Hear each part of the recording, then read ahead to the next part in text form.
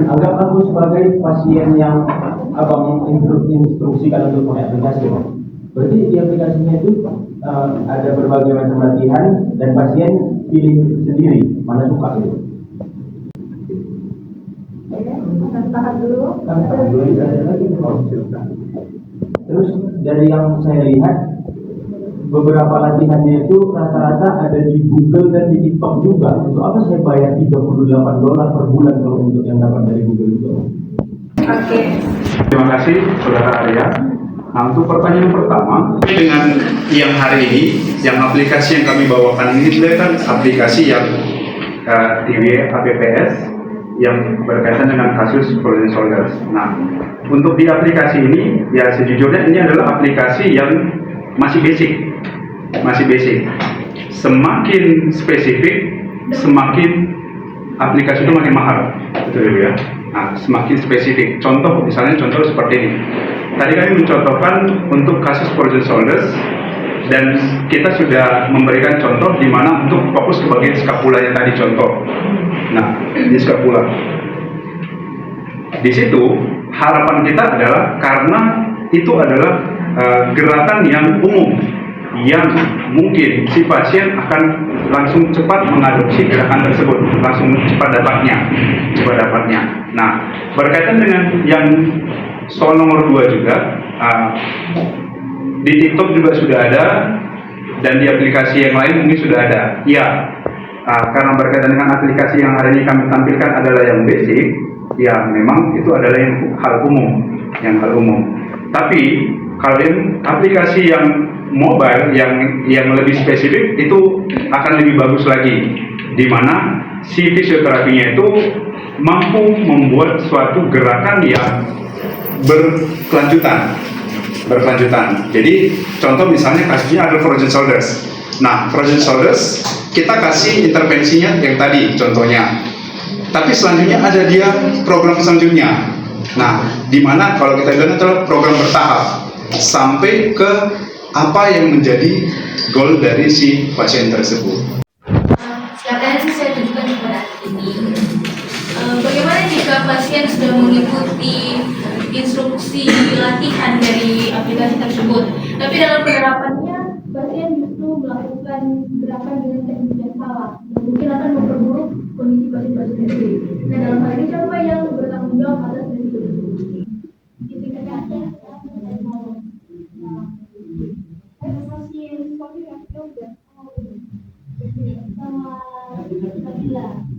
Jika pasien sudah mengikuti latihan sesuai dengan aplikasi tersebut, nah justru pasien malah mengeluh nyerinya bertambah. Jadi menurut kalian apa yang pertanyaannya masih jawaban dari pemikirannya. Ada sudah dilakukan aplikasi itu kalau bagus dan dicoba itu apa?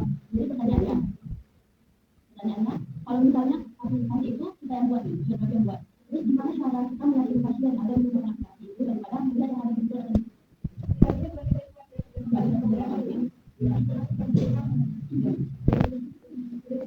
Baiklah, saya akan menjawab pertanyaan dari Malva.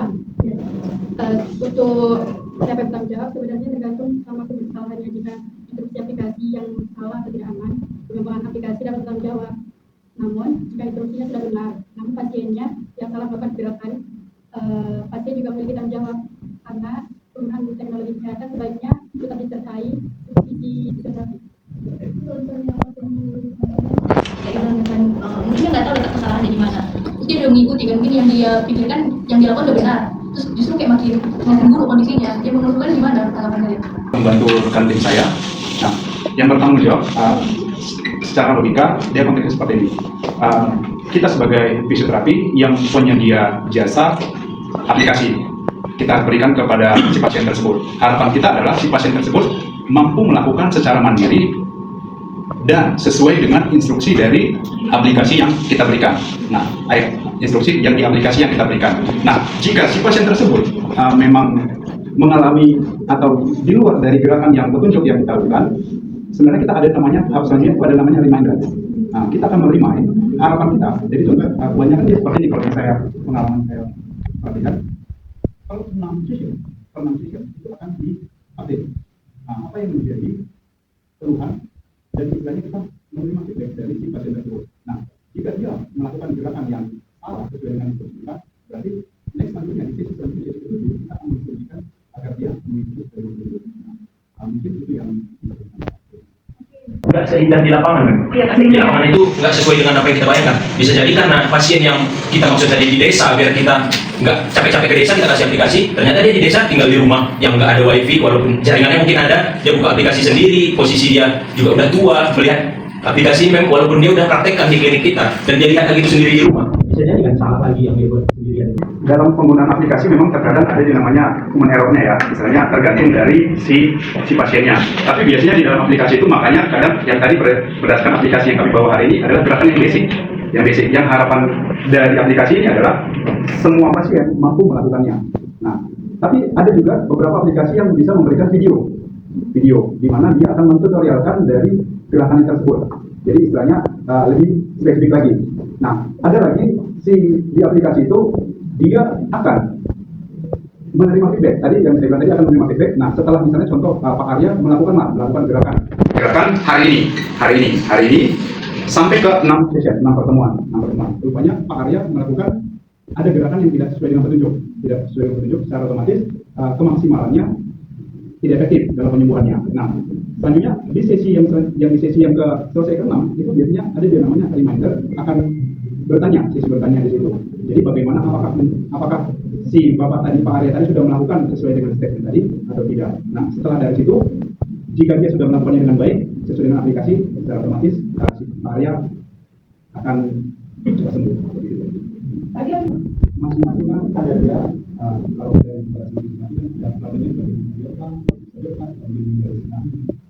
kembali ke aplikasi kami hari ini.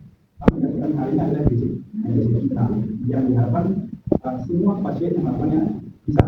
Nah, tapi kalau misalnya ada case-nya yang ada pasien dia melakukan basic tapi tidak efektif.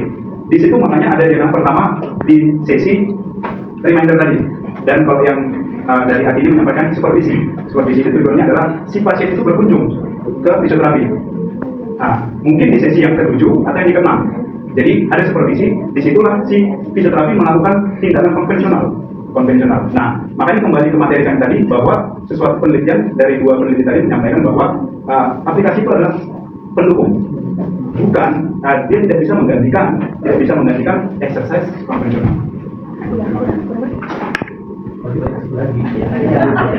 Saya tahu kurang kuatnya gini, kalau yang menggunakan aplikasi itu orang desa yang tidak bisa menjangkau klinik itu kurang kuatan. Ya, gimana? Karena pasien ini kan banyak atau memang bisa nanti dibilang udah bayar $38 di sini untuk kau, datang lagi rumahmu katanya, keluar lagi mereka bilang itu. Selanjutnya ada 2 pertanyaan dari Desi. Jika pasien sudah mengikuti tapi pasien mengeluh nyerinya bertambah, apa yang harus dilakukan fisioterapi? Fisioterapi akan melakukan evaluasi keluhan nyerinya, tanyakan kapan nyeri itu muncul, saat latihan atau setelah latihan. Kayaknya jawabnya kemana pada saya? Terus memberi alat mengukurnya dengan alat pas. Kedua, evaluasi teknik latihan. Cek apakah pasien melakukan gerakan yang benar atau yang salah, atau dia melakukan gerakan yang salah. Yang ketiga, modifikasi latihan. Hindari sementara gerakan yang jelas untuk memperburuk yang memperburuk tubuh dia tuh, tangan dia, dan hentikan sementara. Terus fisioterapi melakukan evaluasi nyeri dan teknik latihan, kemudian memodifikasikan dosis atau jenis latihan sebelum memberikan ke pasiennya. Itu konvensional atau pakai ini? Pakai aplikasi penjelasan itu? Berarti sebelum kita berikan latihan dari HP dari smartphone, kita latihankan pasien dulu ya, biar jangan salah. Pasien yang memperberat nyeri dihentikan sementara dan pasien dipantau serta dilakukan follow-up. Saya akan menjawab pertanyaan dari kedua. Pertanyaannya, apakah dari aplikasi itu aman untuk semua pasien? Jawabannya, tidak semua latihan dari aplikasi tersebut aman untuk pasien. Seharusnya fisioterapi harus melakukan asesmen terlebih dahulu dan memantau informasi.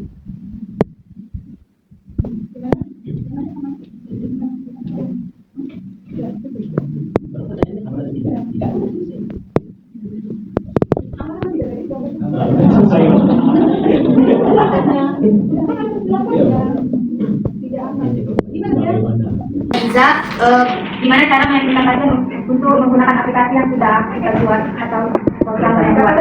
Oke, banyak. Jawaban itu dengan meyakinkan pasien dengan menjelaskan bahwa aplikasi ini dibuat dengan kebutuhan pasien dan bertujuan membantu pasien melakukan latihan secara lebih teratur.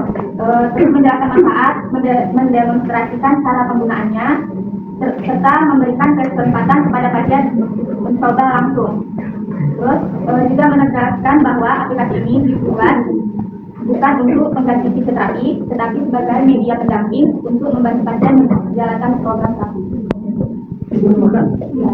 Kalau sebagai media pendamping untuk pasien menjalankan fisioterapi, apa bedanya kalau saya menonton YouTube senam dan latihan untuk frozen shoulder? Dan itu free. Pakai itu dibayar atau? Bisa dong Pak Men? Untuk menanggapi dari saudara Ayah, nah, memang itu sama-sama aplikasi yang bersifat untuk fisioterapi, satu lagi aplikasi YouTube. Yang pertama sama-sama, tapi perbedaannya adalah kalau yang aplikasi yang kita berikan tadi itu yang bersifat privasi. Di mana di dalam privasi itu karena ada dia namanya nilai bayar, secara otomatis kita sebagai pembuat atau yang fisioterapi yang bekerja sama program tadi, di situ kita sudah menyediakan jasa-jasa yang lebih spesifik. Konteksnya ya tadi gerakan, terus video, terus reminder, terus supervisi, dan selanjutnya yang berkelanjutan. Nah, sesuai dengan goal dari si pasien. Nah, sedangkan kalau YouTube ya teman-teman juga sudah dibanding usia saya lebih paham dari dunia digital. Nah, tapi yang saya perhatikan di YouTube adalah mereka melakukan atau memberi tutorial proses solusi dengan case yang sama.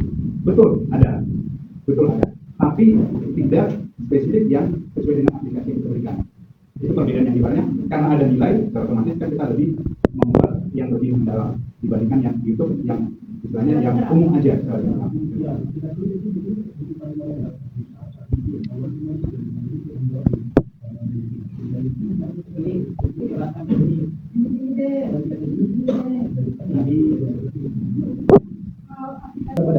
Contoh program lain seperti ini. Nah, penyusunannya itu yang saya bikin adalah basic karena di dalam pembukaan itu dia ada dia namanya pemula, ada dia namanya menengah, ada dia namanya intermediate atau advance. Nah, jadi dibikin yang basic supaya dia mampu melakukan dulu. Nah, setelah dari yang basic, si pasien atau si karyawan itu pasti dia akan ketemu ke kita. Nah, di situ dia namanya ibaratnya kita ada namanya reminder atau supervisi. Dia sudah melakukan sesuai dengan petunjuk kita. Dia bertanya, saya sudah melakukan ini, dan saya sudah menghasilkan seperti ini. Nah, berarti ada dia namanya lanjutan sesuai dengan apa yang menjadi goal dia tadi, goal awal tadi. Kalau goal kita di sini adalah project solvers. Nah, setelah lanjutan kita menyusun program itu kembali. Nah, dengan catatan ada dia namanya supervisi dan reminder. Nah, setelah goal ada dia namanya jadwal. Nah, si pasien ini atau karyawan ini bisa melakukan sesuai dengan petunjuk. Misalnya dia melakukan seminggu 3 kali sampai 4 kali dengan konteksnya adalah mandiri. Nah, setelah itu di terakhir ada yang namanya evaluasi. Dievaluasi lagi. Nah, apakah dia dalam progres dalam 1 sampai 2 bulan ini apakah ada perkembangan atau tidak? Kalau tidak, berarti kita lihat pola yang lain lagi. Misalnya tadi kan berkaitan dengan tindakan intervensi. Berarti kan berkaitan dengan fisik atau apa. Nah, sisi yang lain berarti pola makan. Sisi yang lain berarti pola tidur. Nah, itu dia pola konteksnya juga. Mungkin saya harap di situ. Ya Bang, kalau itu kayak aplikasi gym atau orang yang ada juga banyak itu di Play Store saja Bang, aplikasi untuk gym itu, dan itu maksudnya kalau gym ini Bang tanpa trainer sebenarnya, tanpa ada orang banyak, kita bisa latihan sendiri ya Bang untuk mengembangkan otot yang mana kita mau. Cuman kalau yang ini tadi kayak kita jadi kayak ke rehabilitasi atau konsultasi yang itu membutuhkan memang manusia. Bukan kita cuma sekedar bisa lihat dari bacaan-bacaan kayak kita belajar orang sekolah, kan pasti beda hasilnya. Kita belajar ruang guru walaupun memang ada aplikasinya sama, kita datang ke ruang guru yang asli kan Bang. Beda perkembangan yang kita dapatkan itu makanya tadi.